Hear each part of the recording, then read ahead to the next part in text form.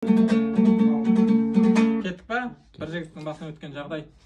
Айболға баяғыда бала кезде шегол кезінде айтып бергем десең.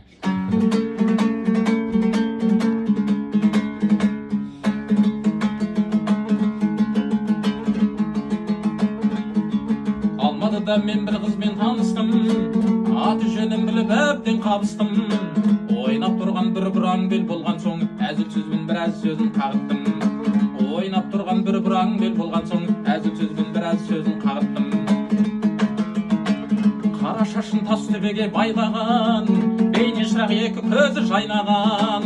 Аяғында биік өкше платформа киіп алған кала-кала қарадан. Аяғында биік өкше платформа киіп алған кала-кала қарадан. Қыздың өзі әзіл сөзге қылжықпас, мұндай қызға қандай жігіт қызықпас. Кең көшеде қол ұстасып келеміз, махаббаттың құшағында екі жас. Кең көшеде қол ұстасып келеміз, махаббаттың құшағында екі жас. Соныменен киіз үйге бет алдық, қымыз ішіп закускаға ет алдық. Қымыз ішіп дене әбден қызған соң, екеуміз де оңашаға бет алдық.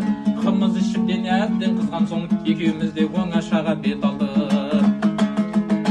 Қымыз ішіп дене әбден балқыдай, жас жүрегім аспан құшып шалқыдай. Сол уақытта артымыздан бір жігіт қайда кетіп барасың деп шақырдай. Сол уақытта артымыздан бір жігіт қайда кетіп барасың деп шақырдай. Мен ойладым сол жігіттің жақыны, қош сау бол деп айрылыстық ақыры. Қыз деп менің құшағыма басқаным, болып шықты сол жігіттің қатыны. Қыз деп менің құшағыма басқаным, болып шықты сол жігіттің қатыны. Әшейін әзіл әңгіме ғой.